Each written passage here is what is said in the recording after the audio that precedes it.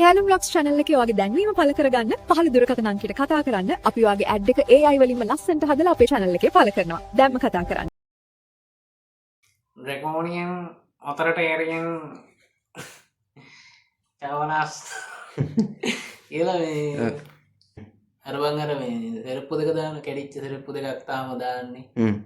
ඒ කියන්නේ එන්නේ Range rover එකේ සෙරප්පු දෙක ගෙවිච්ච දෙයක් දාන්නේ. මම ඊළඟ පඩියෙන් අරන් දෙන්නේ. කුඩේ අතේ තියාගෙන තෙමි තෙමි යනවා. තෙමි තෙමි යනවා. ඒ දන්නේ යනවා මචං.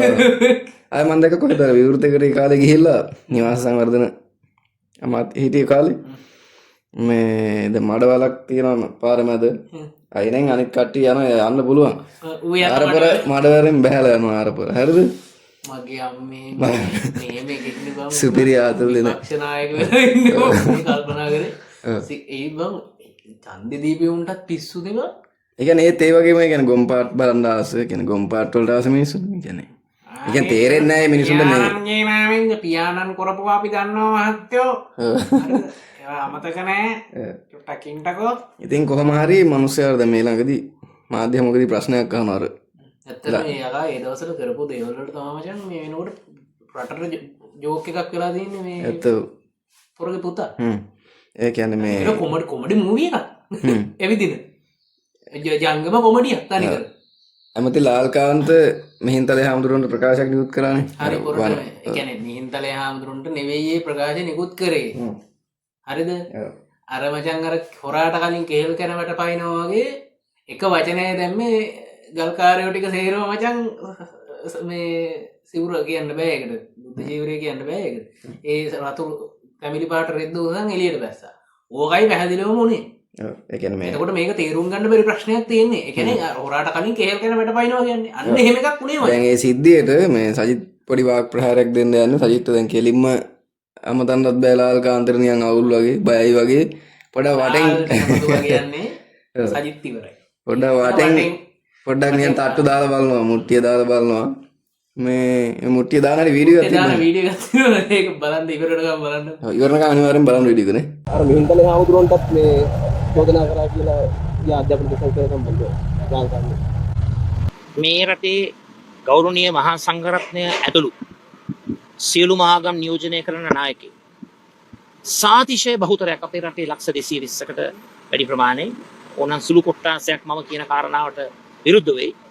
මේ හැමෝගෙම හදවතේ තියෙන ආසාව අපේ රටේ උගත් බුද්ධිමත් සාක්ෂරතාවෙන් ඉහළ ශිෂ්ට සම්පන්න සුචරිත වූ සුහුරු සිසු පරපුර තරුණ පරපුර පුරවැසි පරපුර බිහි කරන්න.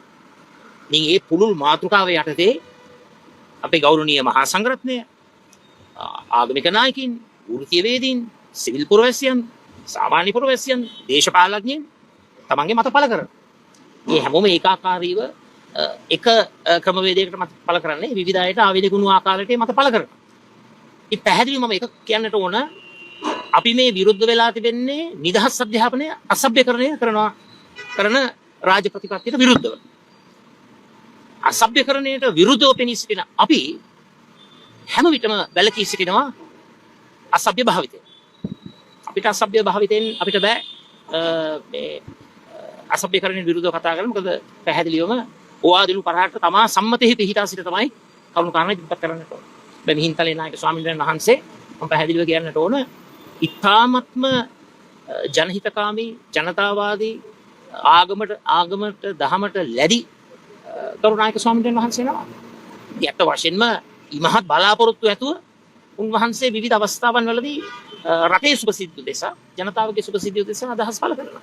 ඒ නිසා විශේෂයෙන්ම මිහින්තලේ නායක ස්වාමීන් වහන්සේ වර්තමාන ජනාධිපතිවරයාට ගෞරව නාමයක් ලබා දෙනකොට කවුරුත් වරදක් කතා කරේ නෑනේ. ඇත්ත වශයෙන්ම ඒක අපේ නායක ස්වාමීන් වහන්සේට තියෙන නිදහස. උන්වහන්සේට ඒ නිදහස තියෙනවා ඒක ලබා දෙන්න ජනාධිපතිවරයාට නිදහස තියෙනවා වාර ගන්න. ඉතින් පැහැදිලිවම ඔය වගේ බොහොම ඉහළ මට්ටමක ඉඳගෙන අපි අපේ රටේ මේ කරන කියන දේවල් සියල්ලක්ම ප්‍රශස්ත භාවයකින් යුක්තව ක්‍රියාත්මක කරන්න ඕනේ. ඉතින් මිහින්තලේ නායක ස්වාමීන් වහන්සේ අධ්‍යාපනය ගැන කතා කරනකොට නරක වෙන්නට වර්තමාන ජනාධිපතිවරයාට සම්මානය ලබා දෙනකොට හොඳ වෙන්නට එහෙම බෑනේ. එහෙම වෙන්න බෑ. ඉතින් ඇත්ත වශයෙන්ම අපි වුණත් එහෙම සම්මාන ලබා දෙනකොට අපි විවේචනයට ලක් කරේ නෑ. මොකද ඒක අපේ නායක ස්වාමීන් වහන්සේගේ අභිමතය. ඒක උන්වහන්සේගේ බලාපොරොත්තු දැක්ම. ඒ අවස්ථාවේ අපි උන්වහන්සේට ගරු කරාසේද අද දවසේ අධ්‍යාපනය වෙනුවෙන් අපේ නායක ස්වාමීන් වහන්සේ අදහස් පළ කරනවා. අපි ඒකට ගරු කරන්නට ඕන. මේ අපිට හොඳ වෙනකොට hina වෙන්නටත් නරක වෙනකොට පහර ගහන්නටත් එහෙම බෑනේ. එහෙම කරන්න හොඳ නෑනේ.